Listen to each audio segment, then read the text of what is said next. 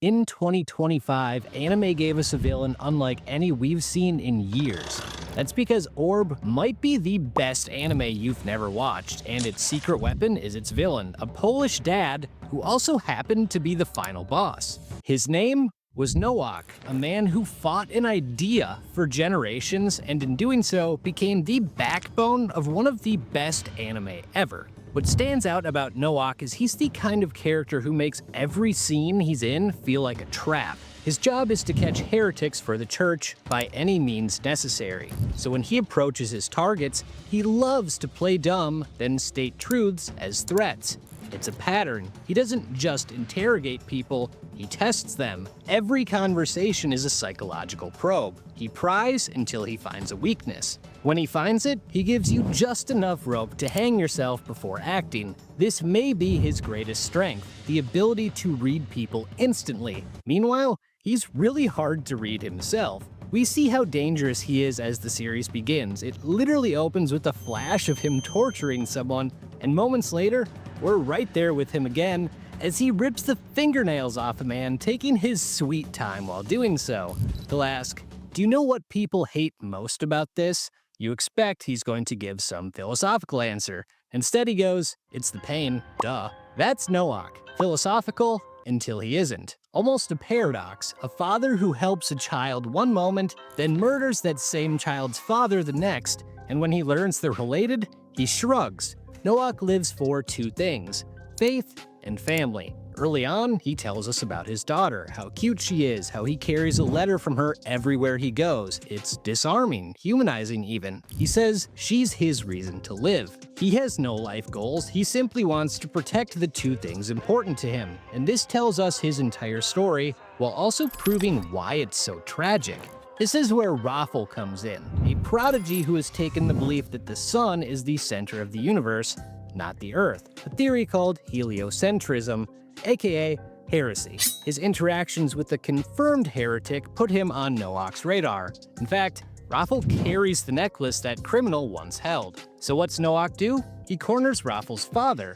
He threatens him through smiles that his life is on the line. You've already been tried once. If you're tried again, you'll be burned to death. Your soul will become nothing. But then he flips it. Turn in your son. He can recant. It'll be his first strike. Everything will be fine. He frames betrayal as the right thing to do. And it works. The father caves, giving up his own child. This is where things get interesting.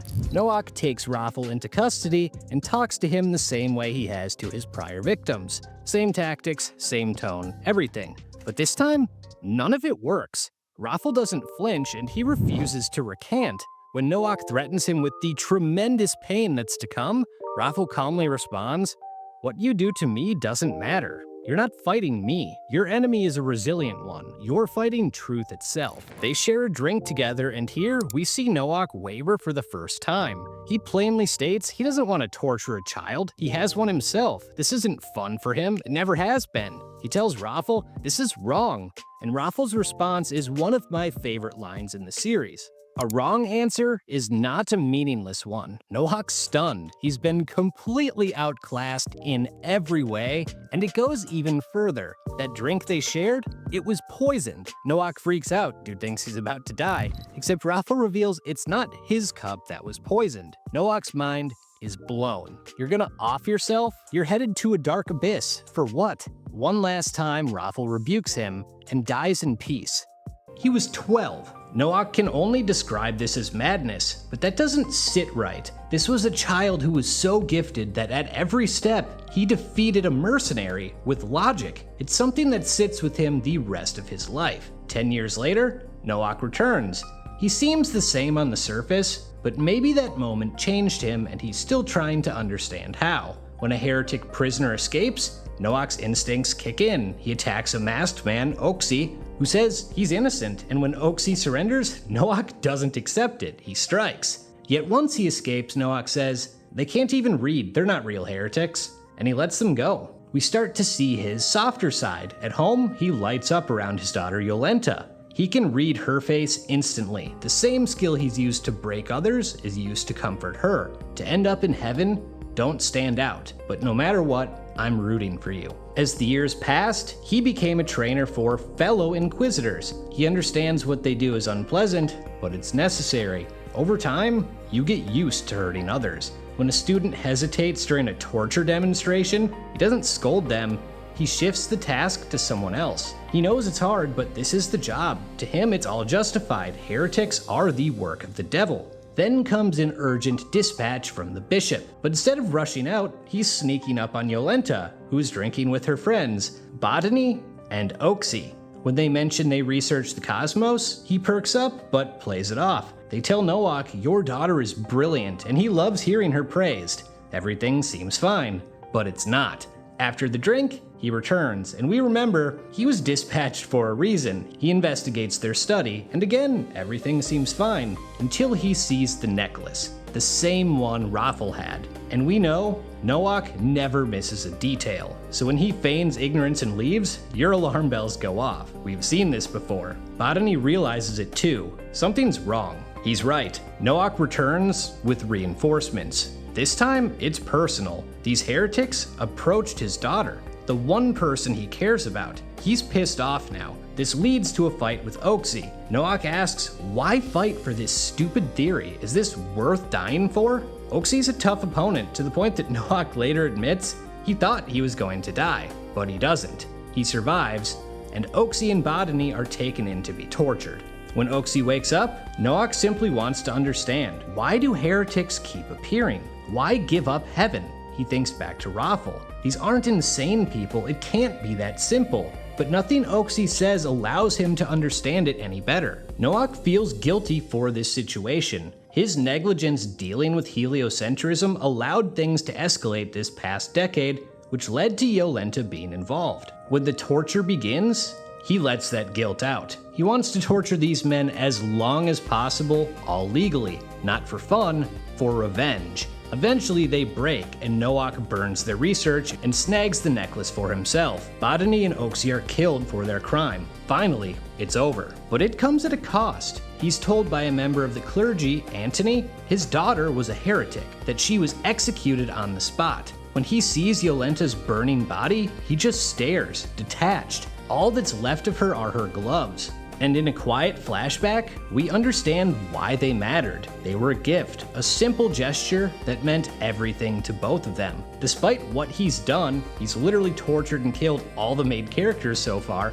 You feel sympathy for this man because you knew this was something he truly cherished. He breaks down, and it's 25 years before we see him again. When we do, he's a drunk who has quite literally lost his will to live. But I told you this was a generational villain, in more ways than one. This isn't over. Heliocentrism has returned. Raffle's words were prophetic. Your enemy is a resilient one. Ending this once and for all is the sole purpose he can cling to in this world. When he rejoins the hunt for heretics, you see a different side of him. Decades of intrinsic thought has morphed his perspective. He says, in a way, these heretics are victims. They've been manipulated. I think this is how he's been rationalizing the loss of his daughter to himself all these years. Eventually, he reaches the headquarters of the Heretic Liberation Front. Nice name. He looks at their leader, and for a single moment, they lock eyes.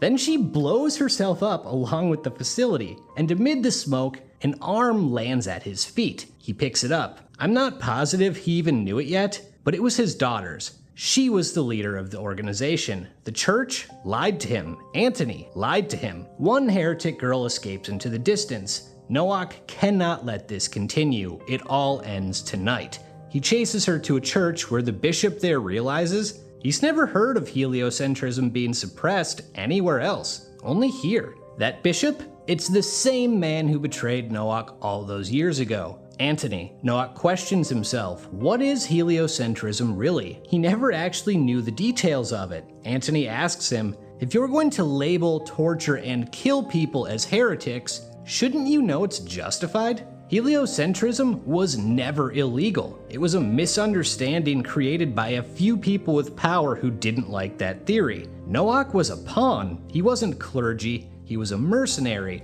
a soldier paid to do what the church wouldn't dirty its hands with, and then hid the evidence. And now he faces the most devastating realization of all. Was I the only one? Did I alone suppress heliocentrism? He was. He did. But he can't accept that. Heliocentrism cannot spread at any cost. He kills Antony. He burns the church to the ground. He stabs the girl who ran, but she stabs him back, and everything unravels. He doesn't try to escape the burning church. He simply lies down and looks up. This man who did so much work to get to heaven symbolically sits in hell. A man who gave everything to a cause that never existed. And at his end, he sees an illusion of Raphel, a figment of his dying mind. The one person who bested him. Noach offers him the necklace, which he's kept the entire time. But Raphel says it doesn't belong to him anymore. It's the next generation's. Noach thinks back on everything he's done, the lives he's ruined,